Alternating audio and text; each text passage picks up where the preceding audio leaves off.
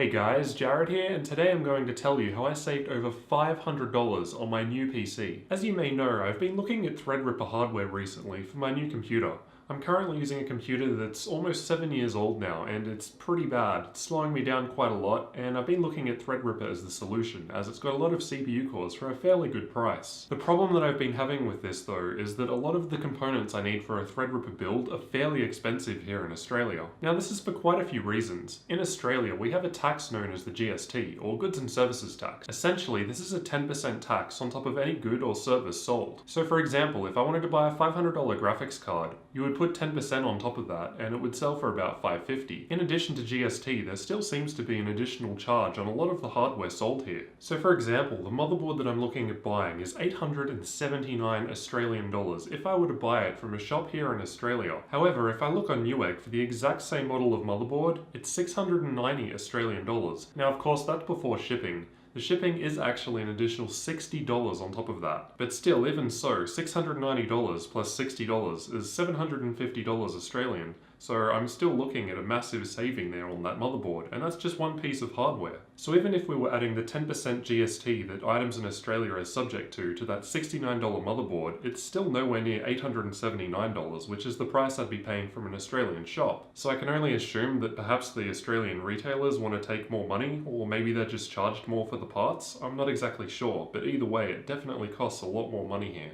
And this is where I've been saving a lot of my money with this new PC. I've been buying a lot of the parts internationally. Now you can't just do this with all of your parts, unfortunately. There are some caveats. For instance, if you do buy anything internationally over $1,000 at any one time, the GST will be applied, so you'll have to pay 10% on top of that order. Now with a site like Newegg, it will warn you before this happens. When you get to the checkout page, it'll show you the tax that you need to pay. But as long as you keep the order under $1,000, you should be good. I'd really like to know why we have it so bad here, why we get ripped off so much compared to the US. I'm not sure if the people that live here are willing to pay more, so perhaps people just take advantage of that, or maybe the retailers legitimately just get overcharged as well, and then they have to put their prices up to compensate. Regardless, I've been able to save over $500 so far on the motherboard, graphics card, and RAM. So this is the graphics card that I ended up picking up from Newegg. It was 747 Australian dollars, with $38 shipping. But in Australia, this thing costs $950. That's just insane. That's such a huge difference. It's so much cheaper just to buy it from the US. So there are a few things that you need to consider when doing this. As mentioned, you want to keep your order under $1,000. If you go over $1,000, you're going to have to pay at least 10% GST, which kind of defeats the whole purpose of buying internationally. Another potential issue could be dealing with warranties. If you buy a piece of hardware and it fails, you might need to send it back to the US, which can take a few days, and will probably cost a bit more to ship. It's also generally not worth doing this for parts under 400 Australian dollars or so. I've found that the shipping cost for small items from the US to Australia on Newegg is about $40. So in that case, you'd be adding 10% on top of the price just for that, so it's not really as worthwhile. Additionally, I've found the lower priced items to not really differ that much in price in Australia or the US, so you don't really save as much there. The savings are definitely with those bigger items. But just remember, you can't go too expensive. For instance, I can't buy my Threadripper CPU from the US because it still costs over 1,000 Australian dollars, so the tax is another 10% on top of that, plus shipping, so it almost ends up being the same, so there's basically no point in me buying it overseas.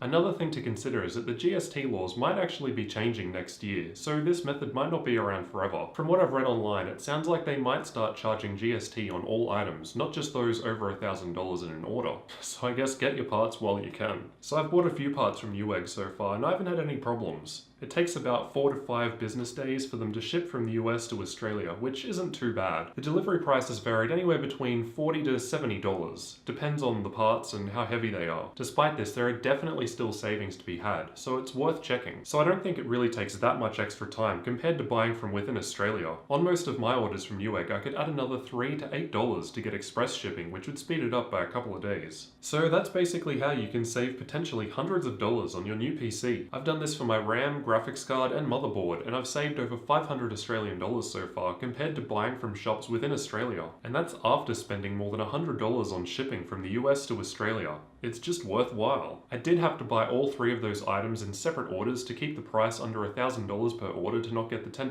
GST, but it's still worth it. Even when I paid over $100 in shipping total between all 3 packages. So if you're in Australia and looking to buy some PC hardware, I definitely recommend checking out some international sellers like Newegg in the US.